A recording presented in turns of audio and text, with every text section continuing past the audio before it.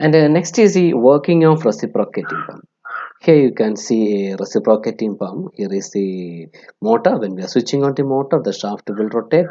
A pulley is attached to that shaft, so that by means of this belt, the power is transmitted through this belt to this pulley. So here also a shaft is there, which is connected to the crank. Okay, when we are switching on the motor, the crank with the shaft will rotate. Here it is that crank will rotate. Okay, so because of this rotational motion, the piston will move to and fro inside the cylinder. Okay, that is, the rotational motion is converted to the linear motion of the piston inside the cylinder by means of a connecting rod. നമ്മൾ motor on ചെയ്യുമ്പോഴത്തേക്ക് ഉണ്ടായിരുന്ന ഈ ക്രാങ്കിൻ്റെ rotation motion with the help of this connecting rod നമ്മൾ എന്താക്കി മാറ്റുന്നു, linear motion of piston ആക്കി മാറ്റുന്നു. Okay, inside this cylinder. So when we are switching on the motor, the crank rotates and the piston moves to and fro inside the cylinder. When the crank is at A here, okay, the piston will be at the left extreme position. Okay, so, okay, here when the crank at A, the piston will be at the left extreme position or IDC. And when it moves from that is, crank moves from A to C, when the crank reaches C, the piston moves from IDC to ODC. When the crank at C, the piston will be at ODC. Okay, during this stroke, that is backward stroke, or moving from IDC to ODC, or moving from left extreme to right extreme, the pressure inside the cylinder will be reduced. That is, partial pressure will create inside the cylinder, but at the sump level the pressure is atmospheric pressure, which is greater than the pressure inside the cylinder. Due to this pressure difference, water enters through the suction pipe, and it will move through this suction valve and enters into the cylinder.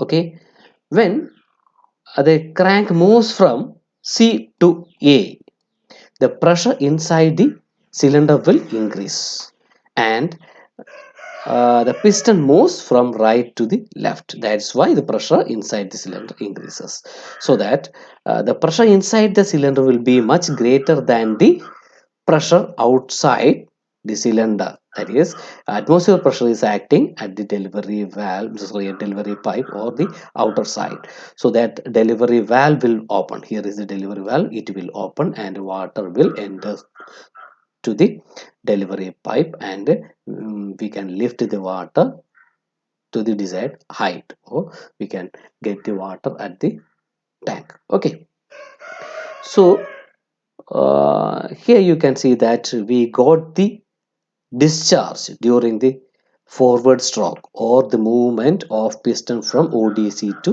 IDC. Okay, നമുക്ക് ഈ forward സ്ട്രോക്കിൽ മാത്രമാണ് എന്ത് കിട്ടിയത്, ഔട്ടറിൽ വെള്ളം കിട്ടിയത് അല്ലെങ്കിൽ discharge കിട്ടിയത്. that is the discharge will be pulsating in the case of single acting reciprocating pump. Here it is single acting reciprocating pump because നമ്മുടെ ഈ പിസ്റ്റന്റെ ഒരു സൈഡിൽ മാത്രമേ വെള്ളം ആക്ട് ചെയ്യുന്നുള്ളൂ. that is, വെള്ളത്തിന്റെ presence, or the presence of liquid is only on the one side. That is why it is called as single acting reciprocating pump. Okay, and the discharge we got as pulsating or discontinuous. Okay, please remember one more thing. Here when this piston is moves from IDC to ODC, that length is called stroke length, L. During that time the crank will move from A to C. That is, center to A is radius, so A to C is diameter. That is why stroke length is equal to 2 times R. Okay, and as I told you, the discharge will be pulsating or discontinuous. Here you can see that here is a graph between Q and crank angle. Crank angle is marked on the x-axis and Q is marked on the y-axis. From 0 degree to 180 degree there is no discharge, but from the 180 degree to the 360 degree, that is during the forward movement or movement of the piston from ODC to IDC, we will get the discharge, that is pulsate. We got the pulsating discharge. Okay, and here is a summary of working of reciprocating pump. The main movements are suction stroke and delivery stroke. During the suction stroke, the piston is moving from IDC to ODC or left to the right extreme.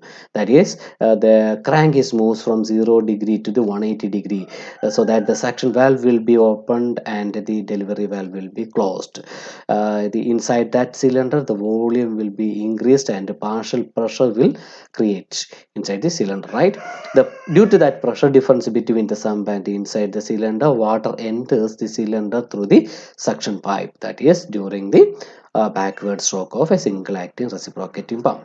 Okay, then second one is the delivery stroke, that is a movement of the piston from ODC to the IDC, that is right extreme to the left extreme, or the movement of the crank from 180 degree to the 360 degree, so that the volume is decreased inside the cylinder, so that pressure will increase, and due to the pressure difference inside the cylinder and outside the cylinder, the valve, delivery valve will be opened, and the suction valve is one way valve, so that that valve will be closed.